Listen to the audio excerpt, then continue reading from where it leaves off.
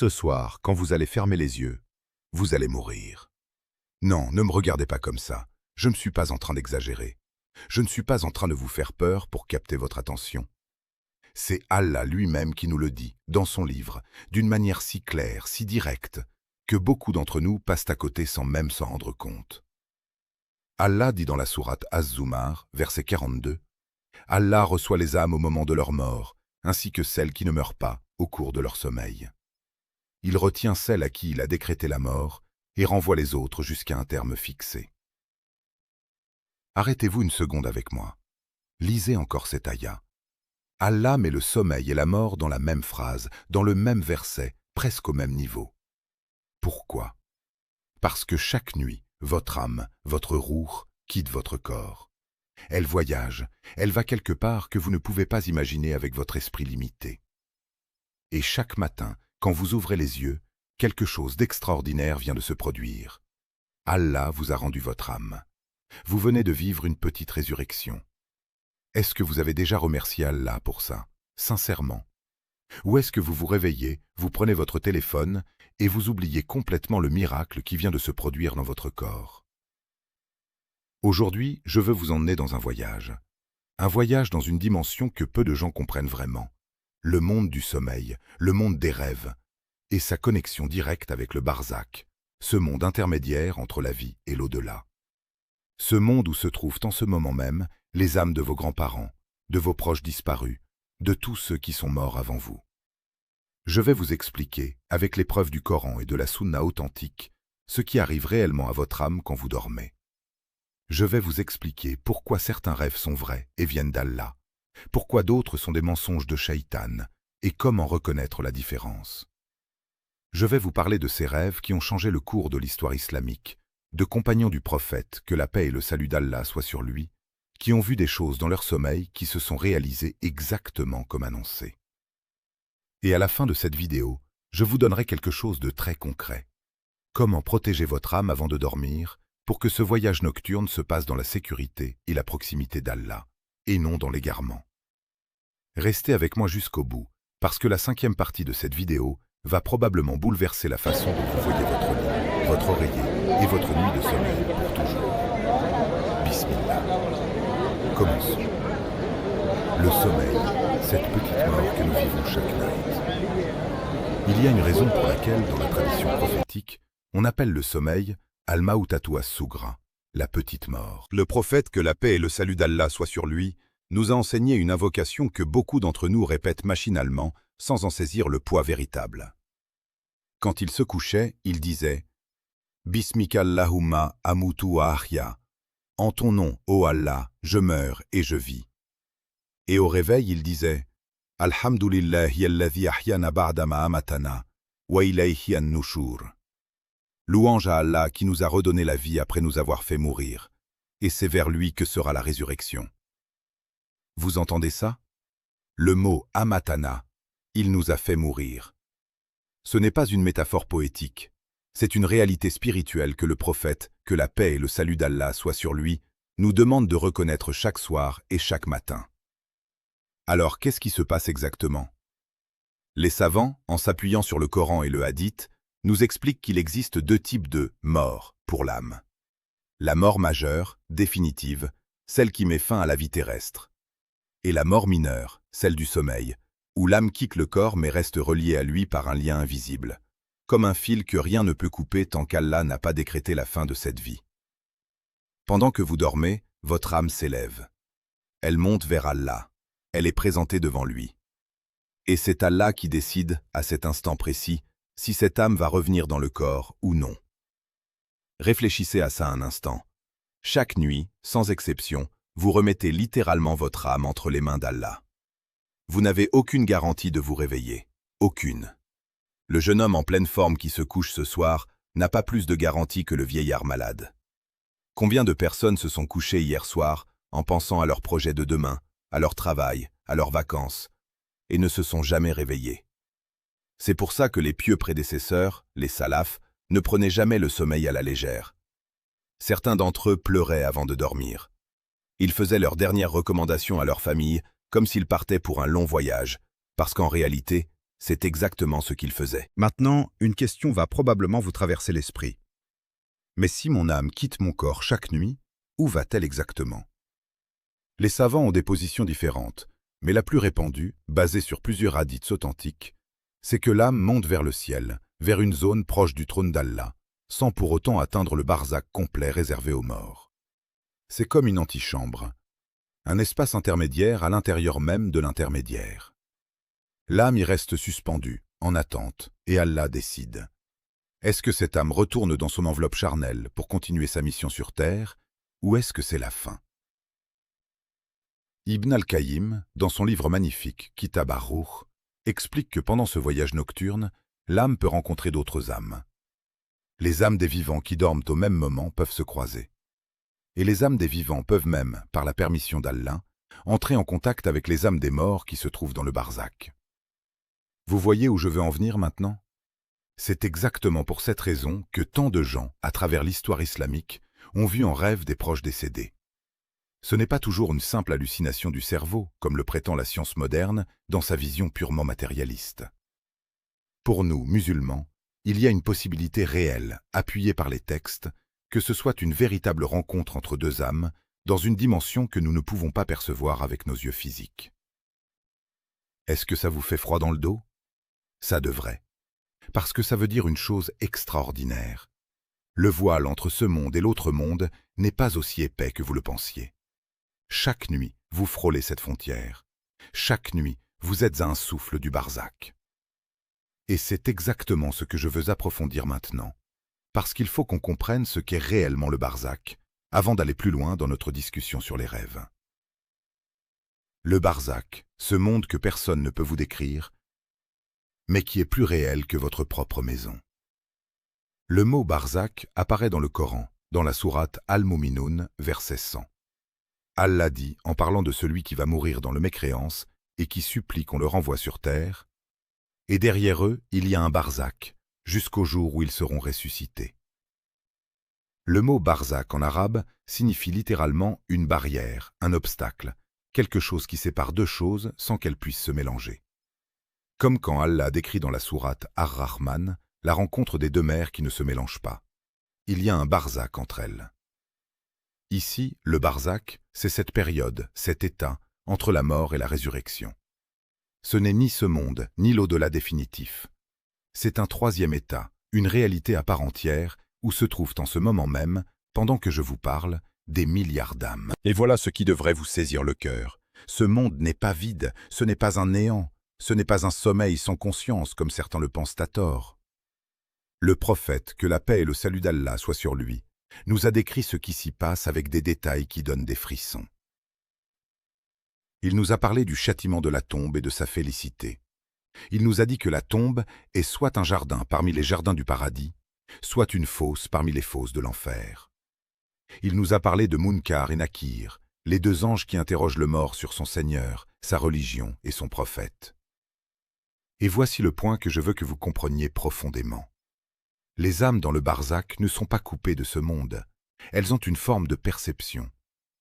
Le prophète, que la paix et le salut d'Allah soient sur lui, après la bataille de Badr, s'est arrêté devant le puits où avaient été jetés les corps des mécréants tués, et il leur a parlé directement, les appelant par leur nom, leur disant « Avez-vous trouvé ce que votre Seigneur vous avait promis être vrai? Car moi, j'ai trouvé vrai ce que mon Seigneur m'avait promis. » Un compagnon a demandé « Ô messager d'Allah, comment peux-tu leur parler alors qu'ils sont morts, qu'ils ne sont plus que des cadavres ?»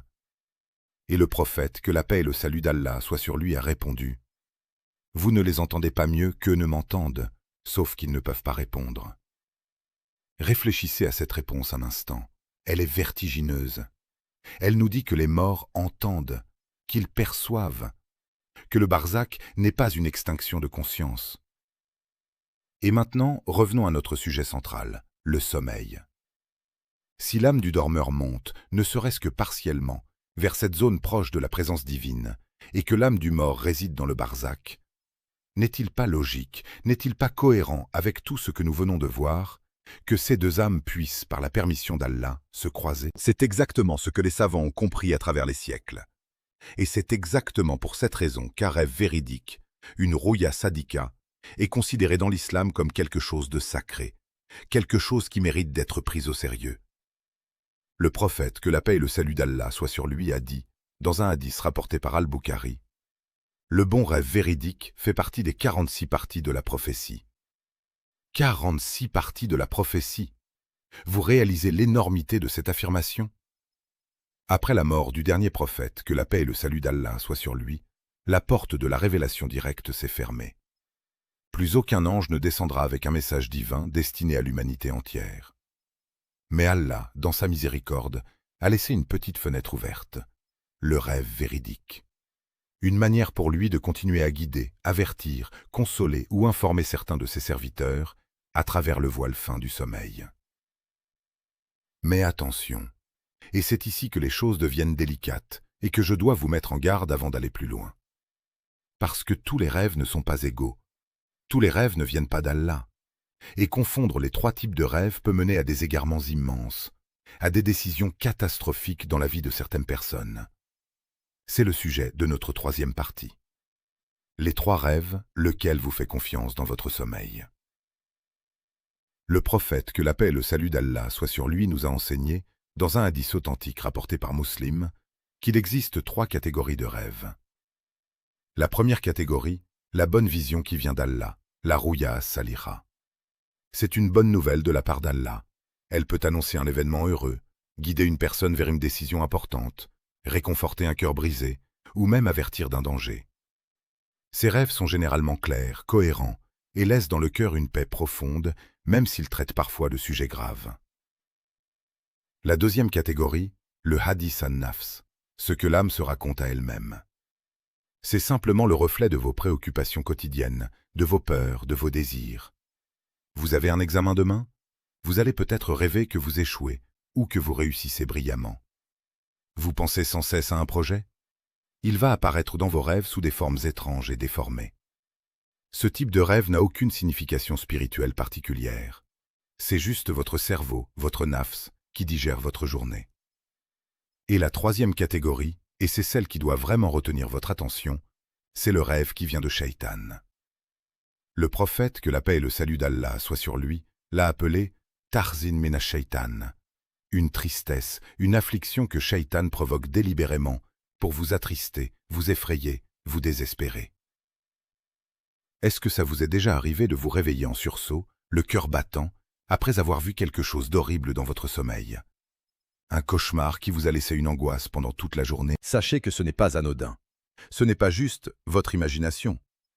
Shaitan, l'ennemi juré de l'être humain depuis Adam, s'introduit littéralement dans votre sommeil pour vous perturber, pour vous faire perdre votre paix intérieure, pour semer en vous le doute et la peur. Et voici quelque chose de fascinant que beaucoup de gens ignorent. Le prophète, que la paix et le salut d'Allah soient sur lui, nous a donné un protocole exact, précis, presque médical, pour réagir face à chacun de ces 3 types de rêves. Pour le bon rêve venant d'Allah, le prophète, que la paix et le salut d'Allah soient sur lui, a dit qu'il faut le raconter uniquement à celui qu'on aime, celui en qui on a confiance. Pourquoi? Parce que l'envie, la jalousie de certaines personnes peut, par la permission d'Allah, empêcher la réalisation de ce bon rêve. Et aussi parce que le raconter à quelqu'un de mauvaise foi ou incompétent en interprétation peut mener à une mauvaise interprétation qui va perturber la personne inutilement. Pour le mauvais rêve venant de Shaitan, écoutez bien ceci, parce que c'est peut-être la partie la plus pratique de toute cette vidéo.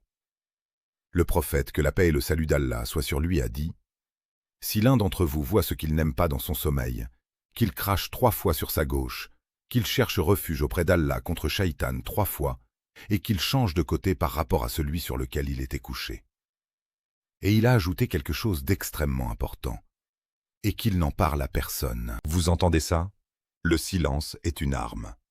Ne pas raconter le mauvais rêve, ne pas lui donner de la substance en le partageant, en le ressassant, en le racontant à 10 personnes différentes pour chercher une interprétation qui va vous faire encore plus peur. Non. Vous crachez légèrement à votre gauche, sans salive en réalité, un simple souffle symbolique. Vous dites « A'udhu billahi minash shaitanir rajim » 3 fois, vous changez de position et vous n'en parlez à personne. Et pour le 3e type, le simple hadith an-nafs, ces rêves ordinaires qui reflètent vos pensées du jour, Ils n'ont aucune importance particulière. Ne cherchez pas à leur donner un sens caché. Ne courez pas chez un interprète de rêve sur Internet pour analyser pourquoi vous avez rêvé que vous mangiez une pizza sur la Lune. Maintenant, laissez-moi vous poser une question directe. Une question qui va peut-être vous mettre mal à l'aise. Combien d'entre vous, après un cauchemar, ont couru raconter leurs rêves à tout le monde autour d'eux, en pleurant presque, en cherchant désespérément quelqu'un pour leur dire ce que ça signifie? Combien d'entre vous ont laissé un simple cauchemar gâcher leur semaine entière, leur donner de l'anxiété, les pousser à annuler des projets importants? Vous avez fait exactement ce que Shaitan voulait que vous fassiez. Vous lui avez donné du pouvoir sur vous, alors qu'Allah, dans sa miséricorde infinie, vous a donné les outils exacts pour vous en débarrasser en quelques secondes. Retenez bien ce protocole, écrivez-le si besoin. Parce que la prochaine fois que vous ferez un cauchemar, et cela arrivera, c'est inévitable dans une vie, vous saurez exactement quoi faire. Mais maintenant, je veux vous emmener encore plus loin. Parce qu'il y a une histoire authentique de l'époque du prophète, que la paix et le salut d'Allah soient sur lui, qui illustre de manière absolument bouleversante la puissance des rêves véridiques. Et cette histoire va vous montrer à quel point ce monde du sommeil peut avoir un impact réel, concret, sur notre religion et sur notre vie quotidienne jusqu'à aujourd'hui. Quand un rêve a donné naissance à l'appel à la prière. Est-ce que vous savez d'où vient l'adhan? Cet appel à la prière que vous entendez 5 fois par jour, qui résonne dans les mosquées du monde entier, du Maroc à l'Indonésie, il vient d'un rêve. Après l'émigration à Médine, les musulmans avaient besoin d'un moyen pour rassembler les gens à l'heure de la prière. Certains ont proposé une cloche, comme les chrétiens. D'autres ont proposé une corne, comme les juifs. D'autres encore ont proposé d'allumer un feu. Le prophète, que la paix et le salut d'Allah soient sur lui, n'était satisfait d'aucune de ces propositions, parce qu'elles imitaient d'autres communautés religieuses. Et là, une nuit, un compagnon du nom d'Abdullah ibn Zaïd voit en rêve un homme vêtu de vêtements verts, portant une cloche à la main. Abdullah lui demande de lui vendre cette cloche pour appeler les gens à la prière. L'homme lui répond: « Ne veux-tu pas que je t'indique quelque chose de meilleur que cela ?» Et il lui enseigne, mot pour mot, les paroles exactes de l'adhan que nous connaissons aujourd'hui. Allahu Akbar, Allahu Akbar. Abdullah se réveille, court chez le prophète, que la paix et le salut d'Allah soient sur lui, et lui raconte son rêve. Et le prophète, que la paix et le salut d'Allah soient sur lui, sans hésitation, sans le moindre doute, lui dit: « C'est en vérité une vision véridique, si Allah le veut. » Et il ordonna immédiatement à Bilal que le rêve devienne réalité, que ces paroles soient prononcées, mises en pratique, transformées en institution religieuse pour l'éternité. Réfléchissez à ça pendant une seconde. Un pilier de notre pratique religieuse quotidienne, quelque chose que des milliards de musulmans à travers l'histoire ont entendu, prononcé, aimé, trouve son origine dans le sommeil d'un homme ordinaire, un compagnon parmi tant d'autres, à qui Allah a choisi de montrer quelque chose dans son sommeil. C'est ça la puissance du rêve véridique dans l'islam. Ce n'est pas une superstition, ce n'est pas du folklore. C'est une réalité qui a façonné notre religion. Et il y a tant d'autres exemples. La femme du calife Al-Ma'amoun, l'histoire du savant qui a vu le prophète, que la paix et le salut d'Allah soient sur lui en rêve, et qui a corrigé une erreur dans un hadith qu'il avait mal mémorisé. Les innombrables récits de gens qui ont vu leurs parents décédés leur demander de payer une dette oubliée, ou de faire une aumône en leur nom, et qui, en vérifiant, ont découvert que cette dette existait réellement, que personne d'autre le connaissait. Comment expliquer cela autrement que par la réalité du barzakh, cette fine frontière que nous traversons chaque nuit dans notre sommeil? Mais, et c'est un mais extrêmement important, il y a une seule exception absolue, une seule chose que je dois vous dire maintenant, parce que beaucoup de gens sincères se font piéger là-dessus. Le seul rêve dont on est certain à 100% qu'il est authentique et qu'il ne vient jamais de Shaitan, c'est celui où l'on voit le prophète Mohammed, que la paix et le salut d'Allah soient sur lui, lui-même. Il a dit: « Celui qui m'a vu en rêve m'a vu réellement, car Shaitan ne peut pas prendre mon apparence. » Mais attention, et c'est ici que beaucoup se trompent dramatiquement, cela ne veut pas dire que n'importe quelle silhouette que vous voyez et que vous décidez d'appeler le prophète dans votre rêve est authentiquement lui. Les savants expliquent que pour que ce soit véritablement le prophète, que la paix et le salut d'Allah soient sur lui, il faut le voir sous sa véritable description physique authentique, telle que rapportée par les compagnons. Si vous voyez un homme qui vous dit « Je suis le prophète », mais qui vous ordonne quelque chose de contraire à la charia, quelque chose d'étrange, quelque chose qui contredit le Coran et la Sunna authentique, sachez que ce n'est pas lui. C'est une tromperie de Shaitan qui a pris le nom du prophète sans pouvoir prendre sa véritable image. Beaucoup de sectes égarées, beaucoup de faux prophètes à travers l'histoire ont commencé exactement comme ça. J'ai vu le prophète en rêve, il m'a dit ceci, il m'a dit cela. Et ils ont construit toute une déviation religieuse sur un simple rêve mal interprété, ou carrément inventé, ou envoyé par Shaitan lui-même pour les égarer. C'est pour cela, écoutez-moi bien, qu'aucun rêve, même le plus beau, même le plus émouvant, ne peut jamais devenir une source de législation islamique. Jamais un rêve ne peut annuler un verset du Coran, un hadith authentique ou un consensus établi des savants. Le rêve peut réconforter, peut guider dans une décision personnelle, peut annoncer une bonne nouvelle, mais il ne construit jamais une nouvelle croyance, il ne modifie jamais la charia. Retenez bien cette règle. Elle va vous protéger toute votre vie contre les manipulations spirituelles, contre les charlatans qui prétendent d'avoir des visions, contre votre propre nafs qui pourrait vous jouer des tours. Maintenant, j'arrive à la partie que je vous avais promise au début de cette vidéo. La partie qui va, je l'espère, transformer votre relation avec votre lit, votre sommeil et votre nuit pour toujours. Comment protéger votre âme pendant son voyage nocturne? Si tout ce que je viens de vous expliquer est vrai, et ça l'est, appuyé sur le Coran et la Sunna authentique, alors chaque nuit, vous envoyez votre âme dans un voyage vers la présence d'Allah, à travers une zone où Shaitan rôde également, cherchant à s'introduire, à vous perturber, à vous éloigner. Alors la question logique qui devrait vous venir à l'esprit maintenant est « Comment est-ce que je protège mon âme avant de dormir ?» Le prophète, que la paix et le salut d'Allah soient sur lui, dans sa miséricorde et sa sagesse, ne nous a pas laissés sans protection. Il nous a donné un véritable bouclier spirituel, une routine complète que malheureusement beaucoup d'entre nous ignorent ou négligent complètement dans notre vie moderne, où l'on s'endort souvent avec le téléphone à la main, l'écran encore allumé, l'esprit plein de scrolling infini sur les réseaux sociaux. Premièrement, faire ses ablutions avant de dormir. Le prophète, que la paix et le salut d'Allah soient sur lui, a dit à un compagnon « Quand tu vas te coucher, fais tes ablutions comme pour la prière. » Pourquoi? Parce que si la mort te surprend cette nuit-là, tu seras dans un état de pureté. Et parce que l'ange qui t'accompagne dort, selon certains savants, également à tes côtés dans cet état de proximité avec ta pureté rituelle. Deuxièmement, réciter Ayat al-Kursi.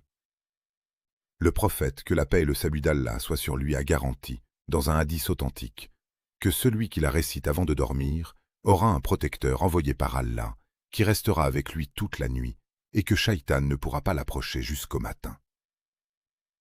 Troisièmement, réciter les 2 dernières sourates du Coran, Al-Falaq et An-Nas, ainsi que sourate Al-Ikhlas, 3 fois chacune, en soufflant légèrement dans ses mains jointes, puis en passant les mains sur tout le corps, en commençant par la tête et le visage. C'est ce que faisait le prophète, que la paix et le salut d'Allah soient sur lui, chaque nuit sans exception, comme le rapporte notre mère Aïcha, qu'Allah l'agrée. Quatrièmement, réciter les 2 derniers versets de sourate Al-Baqarah. Le prophète, que la paix et le salut d'Allah soient sur lui, a dit « Elles suffisent à celui qui les récite la nuit. » Elles suffisent, pourquoi? Pour le protéger, pour le préserver de tout mal cette nuit-là. Cinquièmement, dormir sur le côté droit, la main droite sous la joue droite, en direction de la Qibla si possible, exactement comme le faisait notre bien-aimé prophète, que la paix et le salut d'Allah soient sur lui. Et sixièmement, celui-ci est peut-être le plus important de tous, faire une véritable introspection avant de fermer les yeux. Se demander sincèrement, si je ne me réveille pas demain, suis-je prêt à rencontrer Allah? Est-ce que j'ai des comptes à régler avec quelqu'un? Est-ce que j'ai fait du tort à une personne aujourd'hui sans lui demander pardon? Est-ce que ma dernière parole de la journée était une bonne parole? Vous voyez maintenant à quel point le sommeil, dans l'islam, n'est jamais un acte banal, mécanique, insignifiant. Chaque nuit est une répétition générale de la mort. Chaque réveil est une répétition générale de la résurrection. Et voici quelque chose de bouleversant que je veux que vous gardiez gravé dans votre cœur. Le jour du jugement, quand vous vous réveillerez de votre tombe pour la grande résurrection, La sensation sera exactement, mais alors exactement, la même que celle de vous réveiller un matin ordinaire de votre lit. Allah dit dans le Coran, en décrivant les gens qui sortiront de leur tombe, « Ils diront, malheur à nous, qui nous a ressuscités de là où nous dormions ?» De là où nous dormions. Pas de là où nous étions morts, de là où nous dormions. Parce que pour Allah, la mort et le sommeil sont deux visages de la même réalité spirituelle. Un état où l'âme se sépare temporairement du corps en attendant l'ordre de retour. Alors, ce soir, quand vous allez vous coucher, je veux que vous pensiez à tout ce que nous avons partagé ensemble aujourd'hui. Je veux que vous fassiez vos ablutions avec conscience, que vous récitiez ces invocations non pas comme une habitude vide, mais comme un acte d'amour et de peur envers Allah. Je veux que vous disiez sincèrement dans votre cœur, « Ô Allah, si tu prends mon âme cette nuit, pardonne-moi, et si tu me la rends demain matin, permets-moi de mieux te servir que je ne l'ai fait aujourd'hui. » Mes frères, mes sœurs, laissez-moi vous dire quelque chose avant de terminer cette vidéo. Quelque chose qui vient droit du cœur. Nous vivons dans un monde qui nous pousse à croire que tout ce qui existe se limite à ce que nos yeux peuvent voir, à ce que nos mains peuvent toucher, à ce que la science peut mesurer avec ses instruments. Mais Allah, dans son immense sagesse, nous a donné, chaque nuit, une petite fenêtre sur l'invisible. Un rappel silencieux, répété 7 jours sur 7, que cette vie n'est qu'une étape, un pont, un passage temporaire vers quelque chose de bien plus grand, de bien plus réel. Chaque nuit où vous vous endormez, vous pratiquez, sans même le savoir, un acte de foi immense. Vous remettez votre âme, votre conscience, votre existence même entre les mains de celui qui vous l'a donnée. Et chaque matin où vous vous réveillez, vous vivez une résurrection miniature, une preuve vivante et quotidienne qu'Allah a le pouvoir de redonner la vie après la mort, exactement comme il vous le prouve chaque jour dans votre propre corps. Ne laissez plus jamais une nuit passer sans y penser. Ne laissez plus jamais un cauchemar vous détruire, maintenant que vous savez comment réagir. Ne laissez plus jamais un beau rêve devenir une source de fierté ou de vantardise, mais gardez-le précieusement entre vous et ceux que vous aimez sincèrement. Et surtout, n'oubliez jamais cette vérité fondamentale. Un jour, cette petite mort quotidienne deviendra la grande mort, la vraie, celle dont on ne revient pas dans ce monde. Et à cet instant-là, la seule chose qui comptera, ce sera « Qu'avez-vous préparé pour ce jour-là » Alors préparez-vous, chaque nuit, comme si c'était la dernière. Qu'Allah protège nos âmes pendant notre sommeil, qu'il nous fasse revenir à lui purifiés, et qu'il nous accorde, à tous, la belle mort et la bonne fin.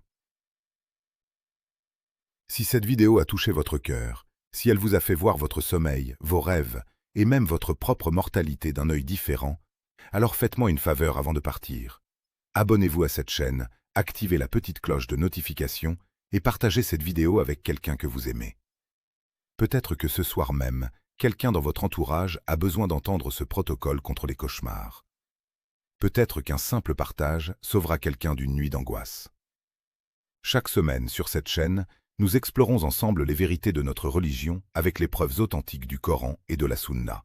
Loin des innovations, loin des superstitions, avec pour seul objectif de rapprocher nos cœurs d'Allah. Qu'Allah vous bénisse, qu'il bénisse votre famille, et je vous retrouve très bientôt, Inch'Allah, pour une prochaine vidéo. Qu'Allah nous préserve tous. Assalamu alaikum wa rahmatullahi wa barakatuh.